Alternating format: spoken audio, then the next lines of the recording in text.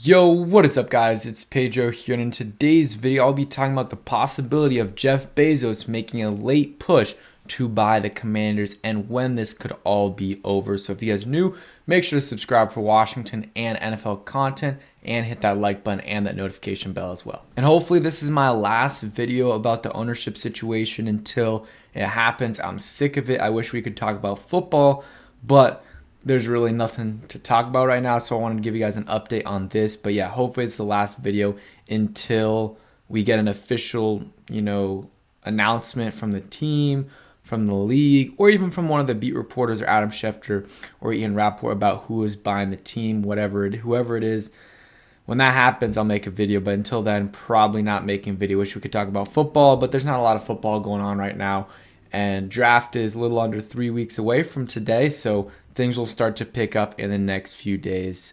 But let's read what Teddy has to say. He says Jeff Bezos might make a big bid. I think that's what he's saying. At the very end of the Commanders' sale process, screwing over Josh Harris and Steve Apostolopoulos. If you're the bankers and you're running the process, it's almost malpractice not to call him at the end, which is true. And that seems why, every couple days we see this guy, Charles Gasparino, put out a tweet that says, "Oh, Dan Snyder's not opposed to letting Jeff Bezos bid on the team." He keeps saying that and saying that and saying that, and it's probably just to drive up the price of the sale of the team.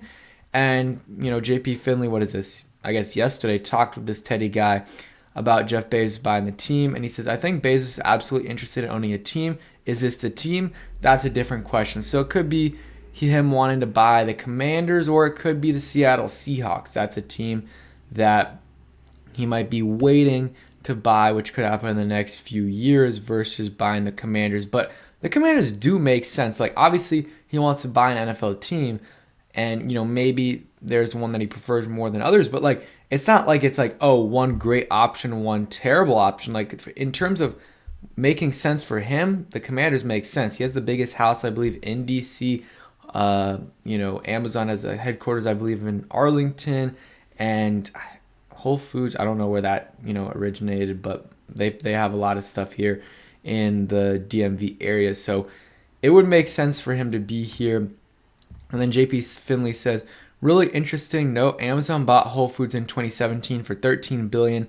The deal came out of nowhere. It didn't leak, which is amazing." And I think someone commented that the same thing happened with the Washington Post.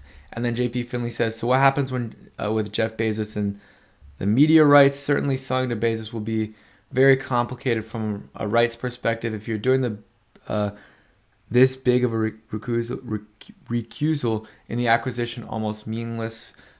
And one thing also to keep in mind with Bezos is obviously he has more money than anyone else, so he can put in absolute huge bid for the Commanders, and the other guys can't really do anything. They're struggling. The groups are struggling to get $6 billion, in terms of money, and Bezos could easily have that up there for Dan Snyder. Could even do more than $6 billion if he wanted to. And for me, Jeff Bezos is my number one option, but I like Josh Harris, that group, Mitchell Rails, the connections is DC. You also have Magic Johnson in there.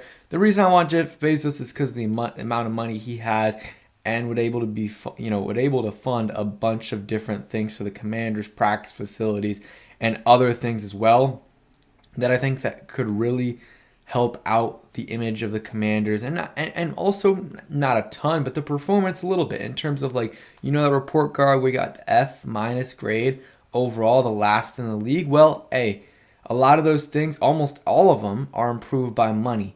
So I think that if you get Jeff Bezos in here, regardless, it's going to improve. It's hard not to go from improve from an F- grade, but I think Jeff Bezos would be able to improve it a little bit more, and obviously he has the money to fund a stadium and has the influence to maybe get RFK back. So that is why I would really want him. And then again, like I said, this guy, Charles Gasparino, every few days puts out a tweet adding Jeff Bezos and saying that, that Dan Snyder wouldn't be opposed to, selling to him. And I couldn't find a specific tweet just because he tweets 40 times a day.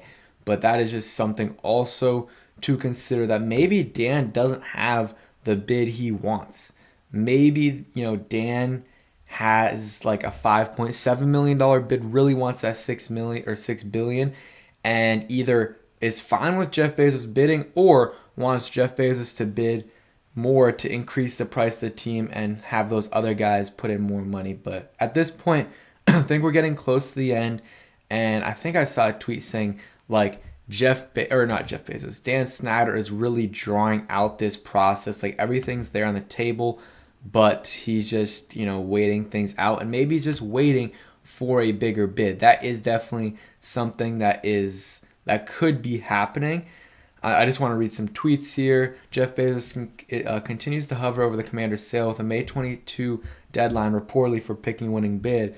He'll need to make his move soon, if ever. And yeah, May 22nd. And I don't know, like, if he hasn't done it by now, I don't know why, like, he's waiting this long. I really don't.